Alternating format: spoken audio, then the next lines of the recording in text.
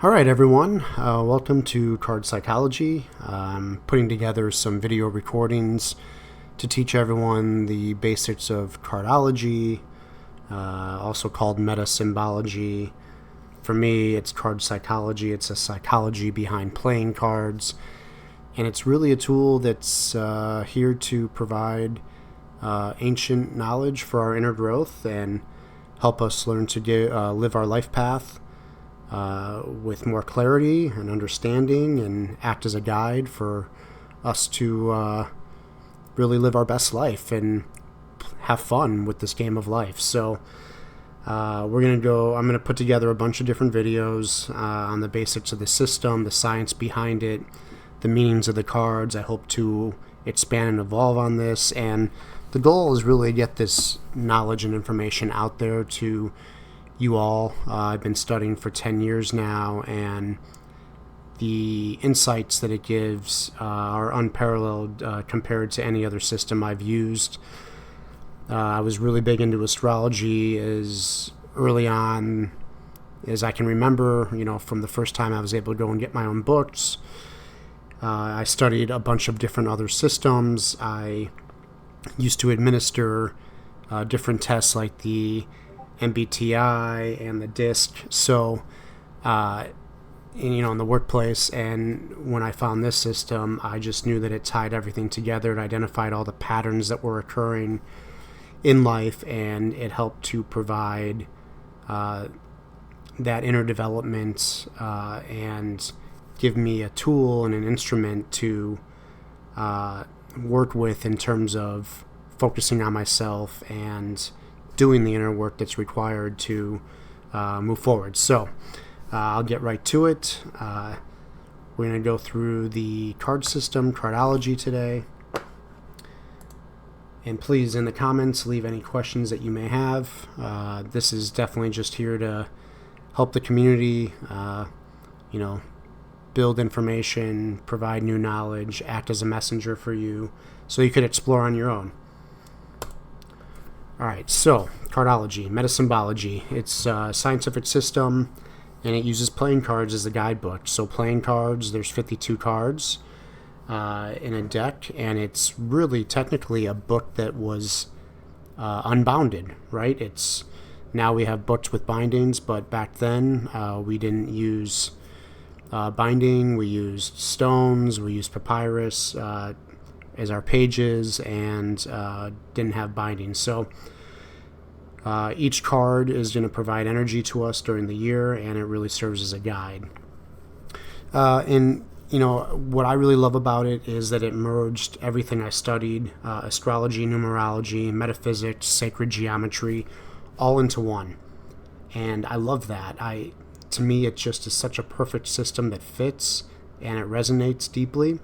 So it uses astrology, it uses your birth dates, but then the playing cards have numerology behind them, and then the numerology also helps to tell the story about your birth card, and then the metaphysics behind the card, really, there's sacred geometry that provides patterns to us through the cards, through the face cards, that tell more of the story and explain in more detail the highs and lows of each card.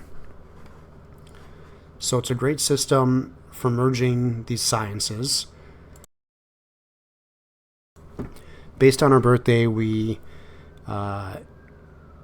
basically get an ancient calendar for our life here on Earth that provides us with an energy roadmap, and I'll go through that shortly.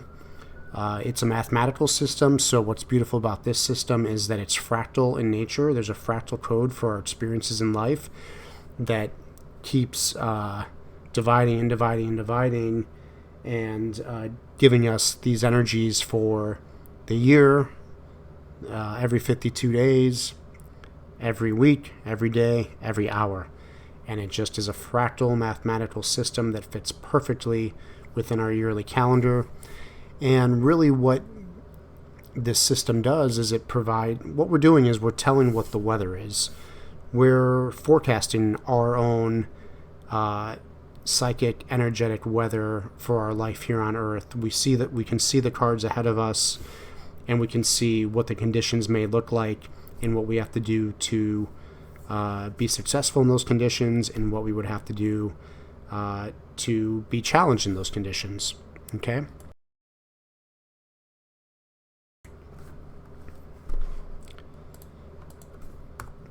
All right, so I talked about this being an ancient calendar. A deck of cards is our yearly calendar system. So we have 52 cards in a deck, 52 weeks in a year. There's 4 suits and there's 4 seasons.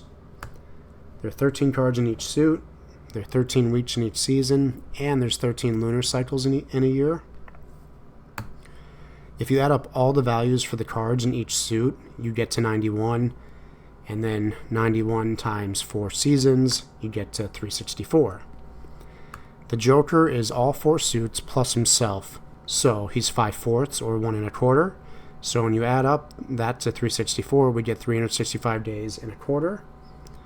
So you have our yearly calendar system. So it fits perfectly with our yearly calendar system. Again. And then you have like other things too. 52 cards, 5 plus 2 is 7 days a week. Even with the court cards, there's 12 court cards, there's 12 months, there's 12 zodiac signs, court cards being Jack, Queen, King. So there's a lot going on in this system. There's a lot of connectivity. And I think when I talk to people about a deck of cards being our yearly calendar system, they had no clue. They're blown away.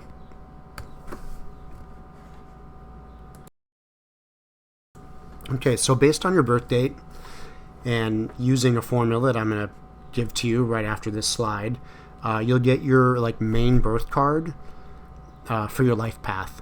And this is based on your birth date. It doesn't have anything to do with based on your year, but we do use your year to understand fractally what cards are coming up next, for your next year, for your next 7 years, whatever it may be.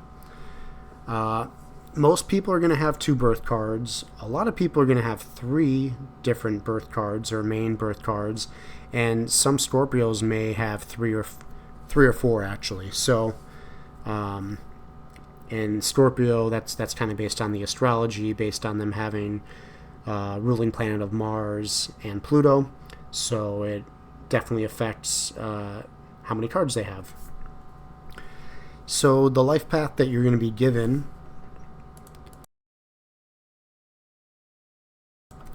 based on these cards, they're going to help you in areas of communication, your relationships, finding your purpose, your finances, your good karma, your negative karma, and how you personally transform in your lifetime. And these are all connected to different planets. So, communication is going to be Mercury. And you have a Mercury period in life. You have a Mercury period of the year. You have a Mercury day of the week. Your relationships are going to be focused on Venus and Neptune. Your purpose is going to be in the Mars area. It's going to be what drives you, what motivates you.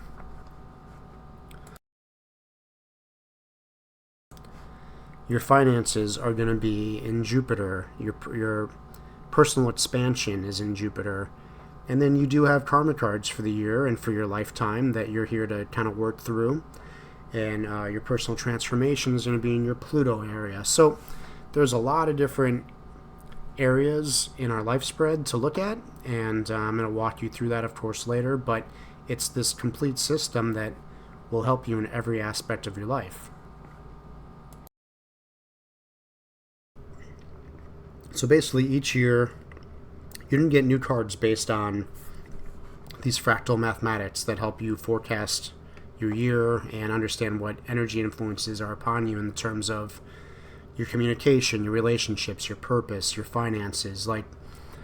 We'll be able to look at new relationships if you're going to, be single for a while, if you're going to meet someone, if you're going to have a baby, if there's a marriage. Finances, we could look at good times for investing, bad times for investing. Purpose, also we could look at each year your legal karma, or if you're going to be starting a new job, or if you're going to be ending a job. So there's a lot of things in the cards every year that you could look at. And really, in doing that, we're just trying to understand what the energetic weather is like so that we could take advantage of these periods and be cautious in other periods. And that's, I used to call myself like a cardologer. I think I'd rather say I'm a card analyst, and I'm here to help you analyze your cards and be the best for you and for others in terms of them understanding what's written in their cards and how do we play the high side of those cards and how do we avoid the challenging periods. There's always going to be challenging periods, but there's a high and a low side of each card, and our goal is to get to the high end of that each time. Some cards require a more material, mundane worldview, and others require a spiritual view, and we'll go through all of that as well. Okay, so the formula. So let's use June 2nd as an example. You're going to take your birth month, which is 6 for June, times 2 is 12, plus the day of birth, let's say June 2nd, which is 2. So 12 plus 2, 14. 55 minus 14 equals 41. I gave another example here, but 41 is the solar value. And what's the solar value of 41? That is 2 of spades. Okay, so that's how you figure out your birth card. Let me give you another example. Date of birth, 1/28. So birth month is 1 times 2 is 2. Plus 28 is 30. 55 minus 30 is 25. So just take a look at this example real quick. 1 times 2 is 2, plus 28 equals 30. 55 minus 30 equals 25. 25 lines up to where? The Queen of Clubs. 12 is Queen, 13 is King, 11 is Jack. So Queen of Clubs, okay? So you can use this formula if you want. Not a big deal if you don't. There's a birthday grid for everyone. And you can find this at my website at cardpsychology.com or on my Substack at Cardpsychology. I'll have all those links in the comments for you to take a look. So that's how you find your birth card. So again, the months at the top here, January through December. Let's say your today is May 28th. May 28th is May 28th is the 4 of clubs. 4 of clubs, a very stable, organized mind. The Virgo card of the deck. They build the foundation of knowledge for themselves, for others. Very reliable. So that's one way to find your birth card.